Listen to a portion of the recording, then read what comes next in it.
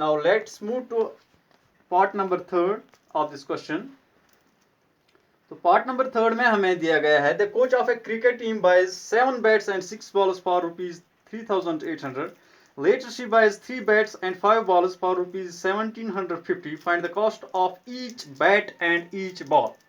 तो हमें कलेक्टिवली जो amount the collective amount that she had to pay वो दिया गया है दो तरह की सिचुएशंस में. तो पहली सिचुएशन में 7 बैट्स एंड 6 बॉल्स जो खरीदारी हुई है टोटल, तो हमें ना तो किसी एक बैट का अभी कॉस्ट पता है ना बॉल का, लिहाजा जैसे हम करते आ रहे हैं वैसे ही let the cost of one bat B rupees X. हम मान के चलें कि मान लीजिए कि एक बल्ले का जो टोटल कॉस्ट है वो रुपीज एक्स है and cost of one ball B rupees Y.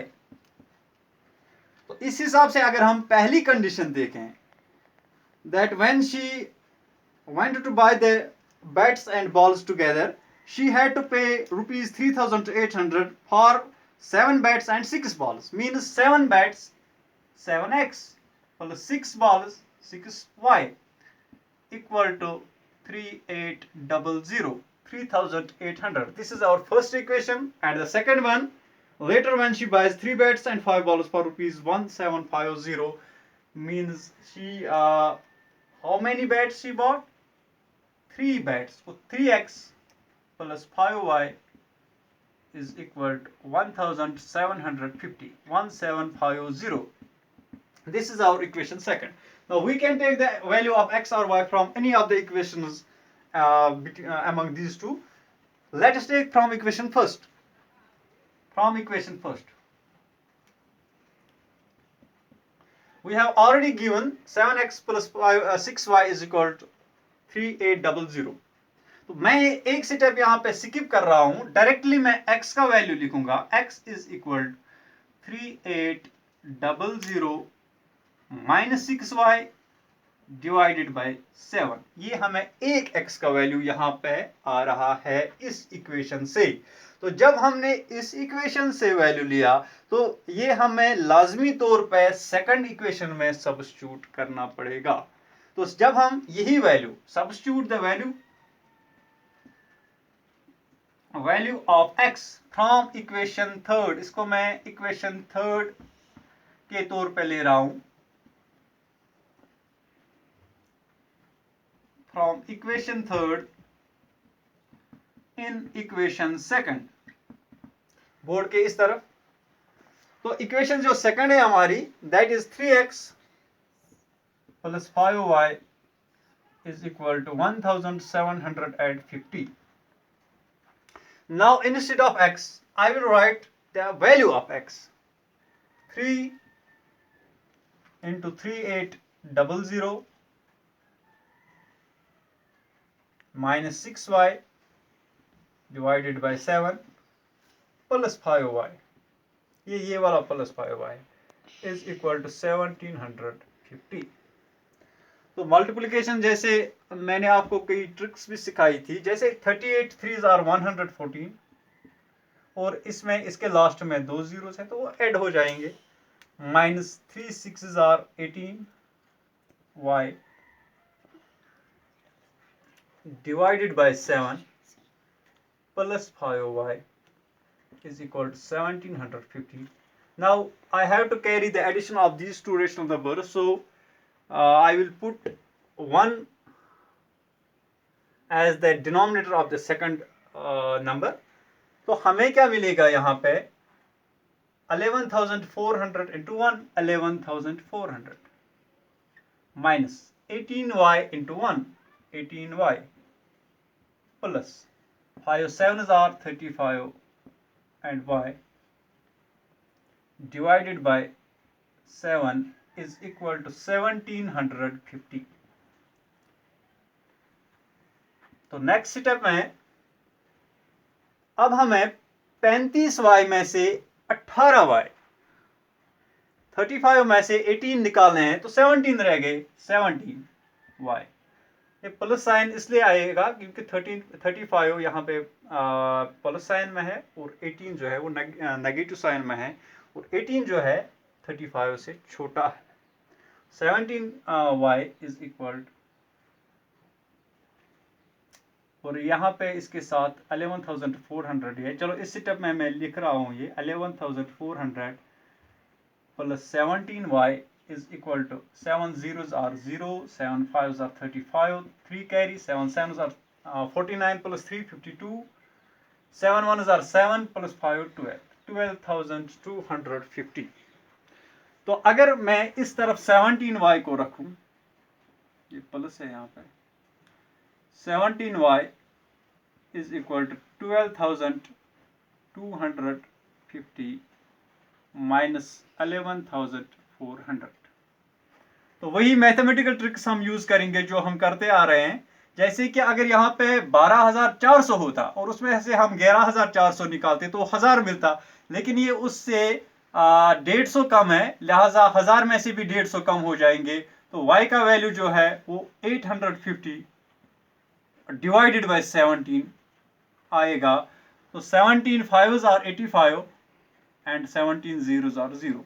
तो यहाँ पे जो है y का वैल्यू हमें 50 मिला, और y का वैल्यू जो है वो हमने लिया था cost of one ball, means we have now got the value of y, so we can easily find the value of x by substituting the value of y in equation third। तो हमें क्या मिलेगा अगर हम यही y का value यानी 50 रुपए में हमें जो एक बॉल मिल रही है उस हिसाब से हमें एक बैट की कीमत क्या चुकानी होगी वो हम अब फाइंड करेंगे। Now substituting the value of y in equation third, ये मैं नहीं लिख रहा हूं यहाँ पे, ये आप खुद लिखेंगे। Okay, we get x is equal to 3800 minus 6 into y के बदले मैं वो 50 लिखूंगा जो मुझे y का वैल्यू मिला, 6 into 50 divided by 7। So x is equal 3800 minus 6 5s are 30 and one more 0, 300 divided by 7। so x is equal to 3800 में से 300 निकालेंगे तो 3500 divided by 7, that is equal to 500। 7 5s are 35। so we got the value of both the variables, that is x and y। now we had taken the value of x as the cost of one bet, so cost of one bet और each bet भी हम लिख सकते हैं is equal to rupees x that we found, and we got the answer equal to rupees 500। and secondly, cost of one ball or each ball is equal to rupees y, that is what we found to be rupees 50। Okay, आप अपनी text book जो है सामने रख के next part पे अब हम आएंगे, that is part number perhaps fourth, is probably fourth part.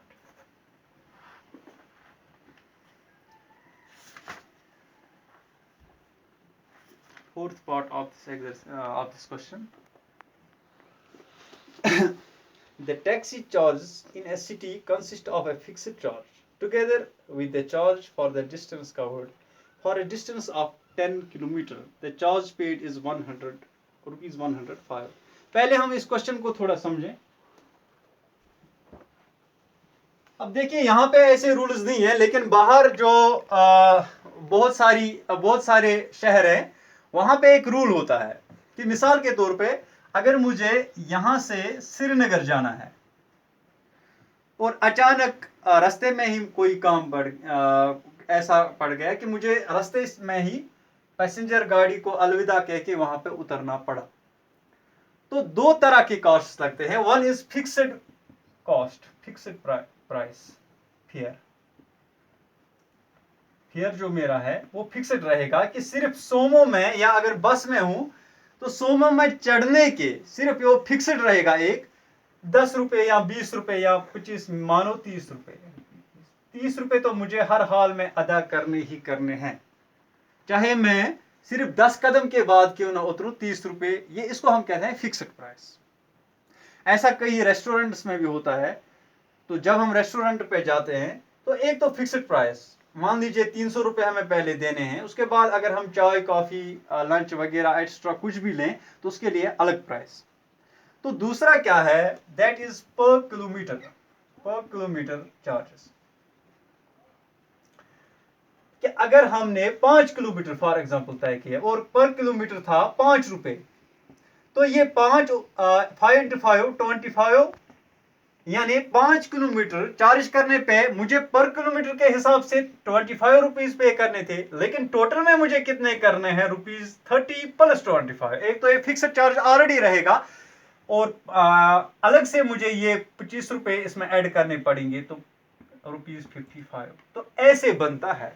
इसी तरह से हमें यहां पे दिया गया है कि फिक्स्ड चार्ज, ना तो हमें पता है कि फिक्स्ड चार्ज कितना था, ना ही हमें पता है कि किसी भी ट्रेवल के दौरान जो पर किलोमीटर चार्ज है वो कितना था। तो एज्यूम करेंगे, हम सपोज करेंगे, लेट फिक्स्ड प्राइस या fixed charges be ₹X, okay, and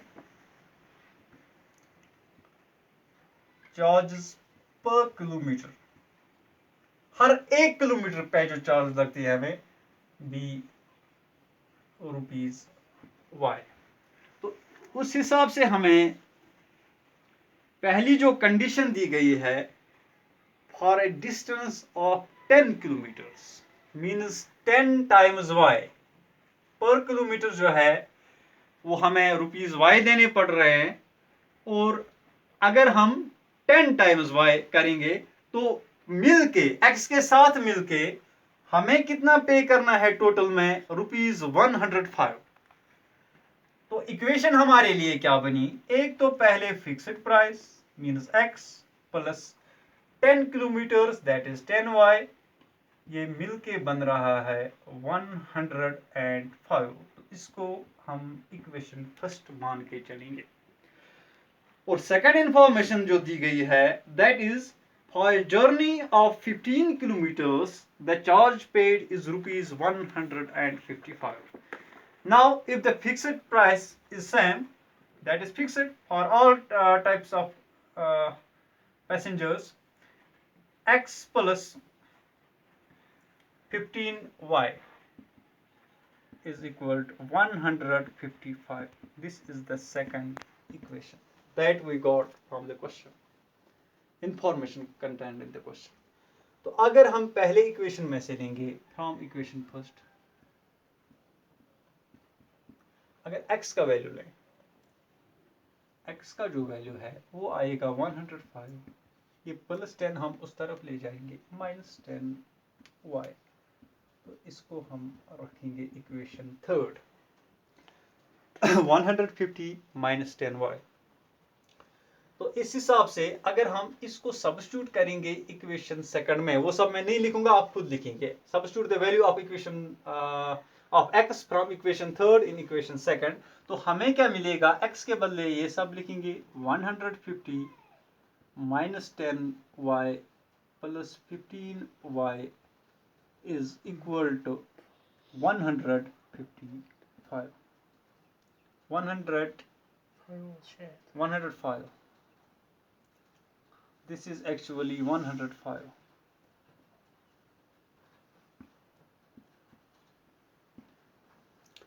तो 15y में से 10y निकालेंगे तो 5y रह जाते हैं। इस तरफ मैं लिख रहा हूं 5y is equal to 155 minus 105। Now the value of a single y, that is per kilometer charge, y is equal to 150। 5 में से 105 निकालेंगे तो 50 रह जाएंगे, divided by this 5। Is equal to 10। तो कॉस्ट पर किलोमीटर जो है हमारा वो है ₹10।